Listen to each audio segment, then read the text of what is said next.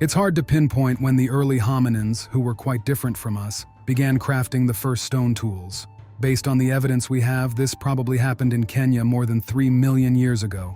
However, it wasn't the chipped stone but a sharpened, long, straight stick that elevated our distant ancestors to the rank of effective predators. Findings from Ethiopia and Germany suggest that around 300,000 years ago, wooden clubs were replaced by spears with stone tips. These spears became tools that, with enough skill and a bit of luck, could bring down almost any animal on Earth. The spread of Homo sapiens marked another revolution. Spears started to be thrown, ushering in the era of ranged weapons.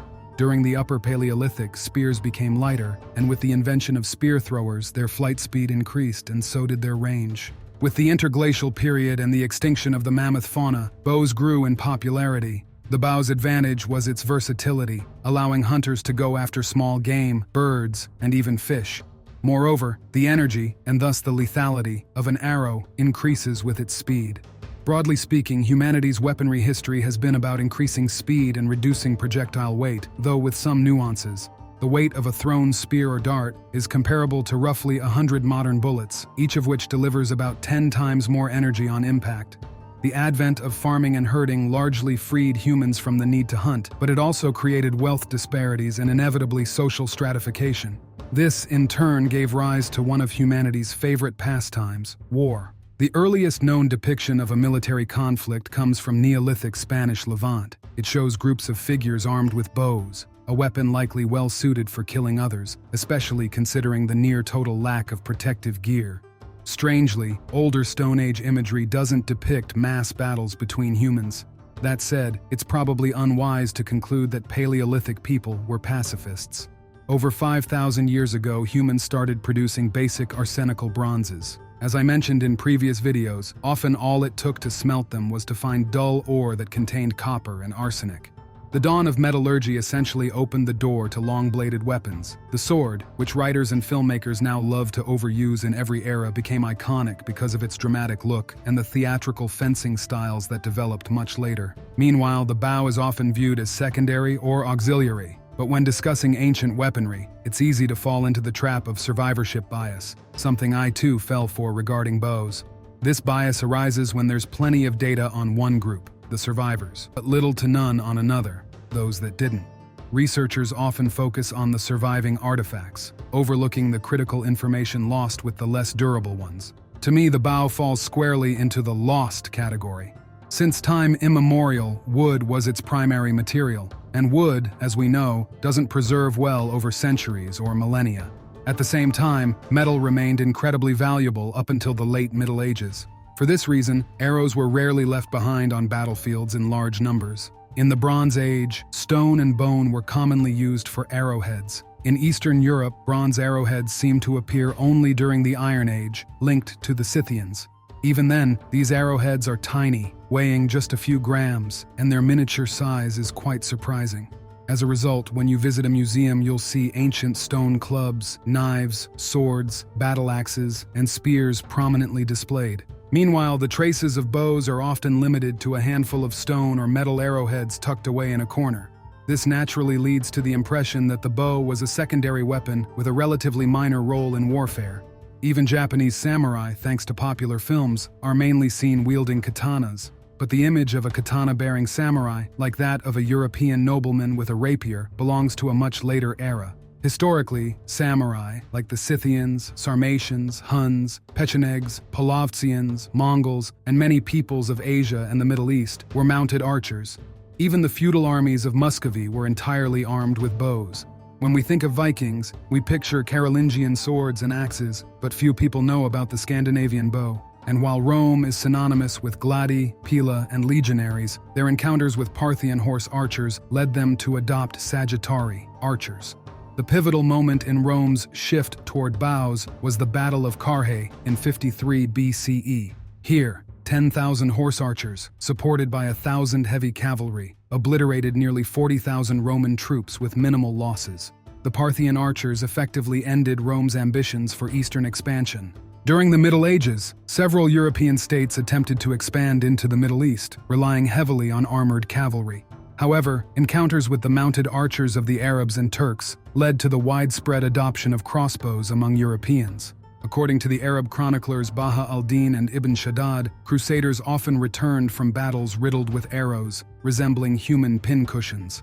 Ultimately, despite their efforts, the crusaders failed to secure a long-term foothold in the east. The whole saga ended with the Turkic not only conquering Byzantium, but also seizing parts of Europe themselves. In 1241, at the Battle of Legnica, the Mongols, who excelled with their archery tactics, crushed a larger European force that included members of the Templar, Teutonic, and Hospitaller orders. Archaeological finds from places like Izyaslav, in modern-day Ukraine, illustrate the scale of their archery tactics. Among the remains of roughly 2,500 people, nearly 1,000 arrowheads were discovered, likely just those embedded too deeply in fortifications to be recovered, and the Mongols won that battle. It's worth noting that arrows weren't casually discarded. They were typically collected after battles. So this 1,000 likely represents those that were lost, overlooked, or embedded in wooden defenses. The medieval traveler Plano Carpini noted that the Mongols rarely engaged in direct combat unless necessary. Instead, they preferred to weaken both soldiers and horses with waves of arrows before closing in for the kill. This strategy wasn't unique to the Mongols. It had been a staple of nomadic tactics for millennia. On a related note, before the Mongol invasions, the English had already experienced the power of Welsh longbows firsthand and quickly adopted the technology. This gave rise to the famous English longbowmen, who, despite being peasants, played a key role in defeating French knights at battles like Agincourt and Crécy. Now, I'm not suggesting that the bow was some kind of ultimate weapon. As I mentioned in one of my previous videos, being made of natural organic materials, bows were quite capricious and often short-lived, and the initial speed of the arrow was inferior to modern samples. That said, full-plate armor didn't become widespread until the late 14th century, and before then, defenses were largely limited to chainmail and padded fabrics, which couldn't always stop arrows. Even though they usually caused injuries rather than kills, a wounded soldier is far less effective. If many soldiers and horses are injured, it becomes a serious issue, not just for the battle but for moving forward. Many of those injuries likely had grim long-term outcomes. Fully protecting horses was costly and difficult, and turning much of the cavalry into infantry rarely worked out well. This was especially true when facing horse archers, who could harass from a distance, break away quickly, and rain down arrows with impunity. For unarmored troops, survival rates were even bleaker. Research by Rafik Sharon and Marius Lucas, published in the Curious Journal of Medical Science, estimates that a single arrow strike could be fatal 70% of the time. Against unarmored targets, broad-headed arrows were particularly deadly, while chainmail required narrower, more piercing tips. This has led some historians to suggest that, across Eurasia, arrows may have killed more people than all melee weapons combined. They were, if not the main driver, then certainly a key factor in the development of defensive technologies. Of course, it's hard to back this up with exact statistics. After all, even the size of armies in many medieval battles is often just an educated guess. But it's highly likely that humans, having recognized the advantage of ranged combat as early as the Stone Age, largely stuck to that path. Of course, there were exceptions. Entire warrior classes and armies built around melee combat occasionally rose to prominence. However, Europe's success in conquering new lands and colonies owed less to knights in shining armor and more to the transition to firearms. Similarly, the expansion of the Moscow state eastward coincided with the rise of the Streltsy, musketeers. Ultimately, the bow's strength lies in its effectiveness as a weapon of mass combat. In this context, pinpoint accuracy or high armor penetration wasn't essential. The key was having archers with strong back muscles to draw the bow, which nomads developed through a lifetime of hunting and protecting their herds. For agricultural societies, though, it often came down to political will, like Edward IV's decree banning football and requiring men to practice archery in their free time. Archers generally didn't need extensive protective gear or highly specialized skills, making them prototype of a soldier in the professional army of the new era. The most effective strategy was massed volleys, which, with the advent of firearms, eventually rendered close combat weapons obsolete. Yet while the bow reigned supreme on battlefields for thousands of years, and even Homer called it the weapon of gods and warriors, it was far from ideal for self-defense. Bows, crossbows, and early firearms weren't weapons you could carry around ready for action. In that sense, long-bladed weapons outlasted them, remaining relevant well into the age of gunpowder.